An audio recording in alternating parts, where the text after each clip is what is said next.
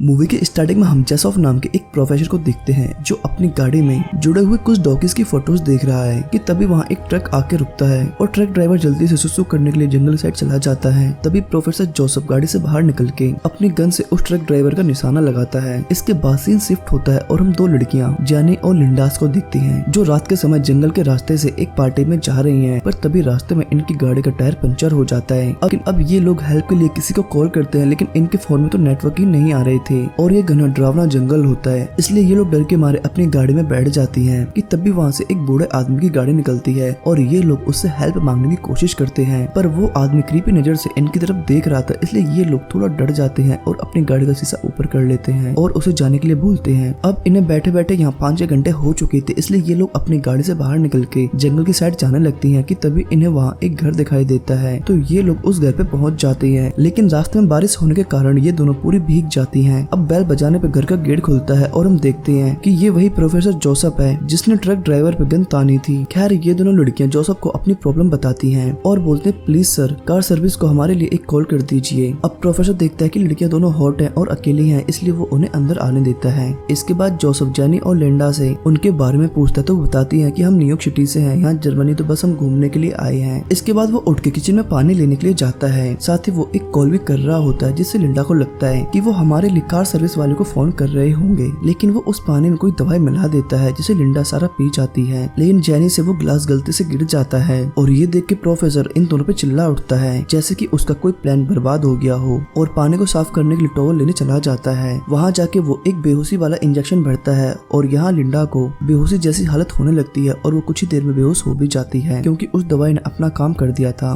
लेकिन जैनी पूरी होश में होती है। फिर जोसेफ के आने पे वो दोबारा से कार सर्विस को फोन करने को बोलती है, लेकिन इस बार वो बिना कुछ बोले जल्दी से वही इंजेक्शन जैनी की गर्दन में लगा देता है जिससे वो भी पल भर में बेहोश हो जाती है। फिर जब जैनी और लिंडा को होश आता है तो वो प्रोफेसर के लैब में बंधी हुई होती हैं। अब इन दोनों के अलावा वहाँ एक आदमी भी बंधा होता है जो कि वही ट्रक ड्राइवर होता है। इसके बाद डॉक्टर जैसे वहाँ आता है जो ट्रक ड्राइवर से बोलता है कि तुम्हारा डीएनए इन लड़कियों के साथ मैच नहीं होता, इसलिए तुम्हें मरना पड़ेगा, और वो फौरन एक पॉइजन इंजेक्शन उसकी बॉडी में इंजेक्ट कर देता है जिससे बेचारा ट्रक ड्राइवर मारा जाता है। इसके बाद हम देखते हैं कि जैसो एक और जापानीज आदमी को बेहोश करके लाता है जिसे वो जैनी और लिंडा वाले रूम में लिटा देता है। इसके बाद हम जैनी और लिंडा को देखते हैं जो अभी भी डर के मारे चिल्ला रही थी। इसके बाद जोसेफ अपने असली रूप में आता है और इन सबको बताता है कि मैं प्रोफेसर जोसेफ हूँ और मैं एक रिटायर्ड सर्जन हूँ। दोस्तों दरअसल ये एक बहुत ही घटिया किस्म का आदमी होता है जो अपने नॉलेज का यूज बहुत ही ज्यादा घिनौने काम में करता है जो आपको आगे पता चलते जाएंगे। अभी कुछ ही महीनों पहले उसने 3 डॉग्स को अपनी सर्जरी के जरिए आपस में जोड़ दिया है और ये पागल प्रोफेसर यही ऑपरेशन इन तीनों के साथ भी करना चाहता है, मतलब इन तीनों को भी इनकी बैक साइड से एक दूसरे के साथ जोड़ देगा क्योंकि इन तीनों के बॉडी सेल्स आपस में मैच होते थे। इसके बाद वो इन तीनों को इनके ऑपरेशन के बारे में बताता है। वो बताता है कि सबसे पहले मैं तुम्हारे नी की एक नस काट के उसे ब्लॉक करूंगा जिसकी वजह से तुम लोग खड़े नहीं हो पाओगे, और बताता कि सब्जेक्ट सी के मैं दांत जबड़े सब कुछ निकाल दूंगा एक एक करके, और सब्जेक्ट बी को एक ही एनल से जोड़ देगा और सब्जेक्ट सी को बी की बैक साइड से। फिर वो उनकी हिप की स्किन को उतार के उनके जबड़े के पास स्ट्रेच करेगा और तुम तीनों को मैं इस तरह जोड़ दूंगा जैसा कि तुम्हें इस डायग्राम में नजर आ रहा है। इससे ये होगा कि सबसे पहले वाला आदमी जो भी खाना खाएगा उसका वेस्ट उसका मल सेकंड वाले के मुंह में जाएगा, और सेकंड वाला जो भी कुछ खाएगा उसका वेस्ट और उसका मल उसकी बैक साइड के थ्रू तीसरे वाले के मुंह में जाएगा। तो दोस्तों समझ सकते हो कि ये सर्जरी कितनी ज्यादा घटिया और वाहियात है, लेकिन ह्यूमन बॉडीज पे उसका ये पहला एक्सपेरिमेंट होता है। इसके बाद वो जापानीज आदमी को लिथार्जिन इंजेक्शन देता है जिससे वो बेहोश हो जाता है। अब जैनी जोर जोर से चिल्ला रही होती है तो डॉक्टर उसके पास आता है और उसे भी वही इंजेक्शन लगा देता है जिससे वो बेहोश हो जाती है। पर उसी दौरान लिंड से अपने दांतों से अपनी रस्सी खोल के वहाँ से भागने लगती है, लेकिन उसके हाथों में निडल लगी हुई थी जिस वजह से उसकी स्किन फटती जा रही थी। वेल इन सबसे परे वो एक रूम में आके छिप जाती है, लेकिन डॉक्टर उस रूम की विंडो को तोड़ के अंदर आ जाता है, लेकिन लिंड से वहाँ से भाग जाती है और वो गलती से एक पोल में गिर जाती है। लेकिन प्रोफेसर वहाँ भी आके लिंडसे को शूट करने वाला ही होता कि तभी वहाँ की लाइट चली जाती है और इस मौके का फायदा उठाकर लिंडसे उसी रूम में आ जाती है जहाँ जैनी बंदी थी और वो उसे खोल के अपने साथ खींच के बाहर ले जाती है क्योंकि वो बेहोश थी और कुछ ही पल पहले डॉक्टर ने उसे बेहोशी वाला इंजेक्शन जो दिया था। तब फिर से एक बार जोसेफ वहाँ पहुँच जाता है और इस बार दोनों को पकड़ के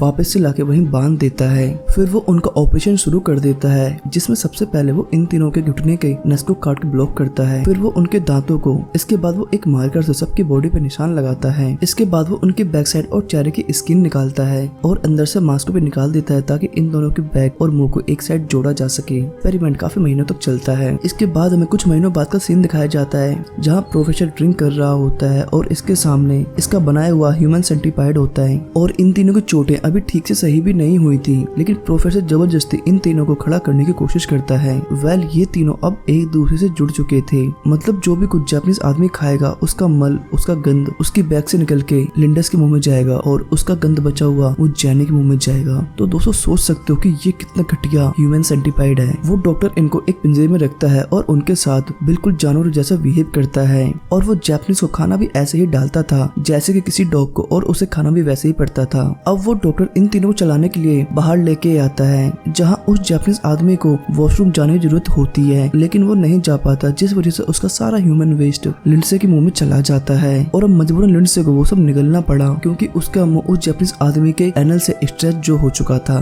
फिर एक दिन डॉक्टर इनका चेकअप करता है और चेकअप से पता चलता है कि जापानीज आदमी तो ठीक है, लेकिन लिंडसे और जैनी वो बीमार हो रही हैं क्योंकि लिंडसे को जापानीज आदमी का मल डाइजेस्ट ही नहीं हो रहा है और जैनी तक तो वो सब पहुंच ही नहीं पा रहा है और उसके जख्म भी अभी ताजे ही लग रहे हैं। प्रोफेसर अपने ह्यूमन सेंटीपेड को ठीक ही करने वाला था कि अचानक उसकी डोरबेल बजती है और दरवाजे पे दो पुलिस वाले होते हैं जो जैनी और लिंडस को ढूंढते हुए यहाँ आए थे क्योंकि बाहर हाईवे पे उनकी गाड़ी जो मिली थी। प्रोफेसर पुलिस वालों की पूछताछ में उन्हें बताता है कि मैं एक डॉक्टर हूँ और मुझे मेरे काम से ही टाइम नहीं मिलता, तो मुझे लोगों के बारे में क्या पता होगा, और रही बात उन लड़कियों की, मैं उनके बारे में भी कुछ नहीं जानता। इसके बाद वो उनके लिए भी पानी लेने चला जाता है और उसमें भी बेहोशी की दवाई मिला देता है। अब वापस आने पे वो डॉक्टर से बोलते हैं कि किसी ने उन दोनों लड़कियों की आवाज तुम्हारे घर से सुनी है और तुम्हारी मर्सिडीज भी उस ट्रक के बाहर खड़ी है जिसका ड्राइवर गायब है। ये सुन के वो जोर से चिल्लाता है और उन्हें पानी पीने को कहता है, पर वो पानी फेंक देते हैं और अब वो टॉवल का बहाना करके अपने लैब में जाता है जहाँ वो टॉवल की आड़ में बेहोश करने वाला इंजेक्शन लेके आता है, पर पुलिस वाले उसकी इस चाल को समझ जाते हैं और वो टॉवल हटा देते हैं। पर डॉक्टर को लॉ की बेसिक जानकारी भी थी, इसलिए वो कहता है कि तुम बिना प्रॉब्लम के किसी भी सिविलाइजेशन को परेशान नहीं कर सकते, साथ ही बिना किसी वारंट के तुम मुझे गिरफ्तार भी नहीं कर सकते। इसलिए पुलिस वाले वारंट लेने चले जाते हैं। इसके बाद डॉक्टर जल्दी से उसी रूम में आता है जहाँ उसका ह्यूमन सेंटीपेड रखा हुआ था, पर उसे भी तीनों वहाँ नहीं दिखाई देते क्योंकि वो छुप चुके थे। पर तभी वो जापानीज आदमी एक सर्जिकल नाइफ को उस डॉक्टर के पैर में मार देते हैं जिससे वो गिर जाता है और वो जापानीज आदमी डॉक्टर गले पे काटता है और उसका मांस उखाड़ देता है। इसके बाद ये तीनों ऊपर जाने की कोशिश करते हैं, लेकिन इन तीनों की बॉडी एक दूसरे से जुड़ी हुई थी, इसलिए स्ट्रेचिंग वाले एरिया से ब्लीडिंग होने लगती है। पर फिर भी जैसे तैसे करके ये तीनों ऊपर आ जाते हैं और अब प्रोफेसर भी उनके पीछे आने लगता है और वो उनका गिरा हुआ खून चाटता रहता है। अब वो जापानीज आदमी एक शीशा तोड़ देता है और वो डॉक्टर भी वहाँ पहुँच जाता है, पर उसे देख के वो जापानीज आदमी उसी कांच से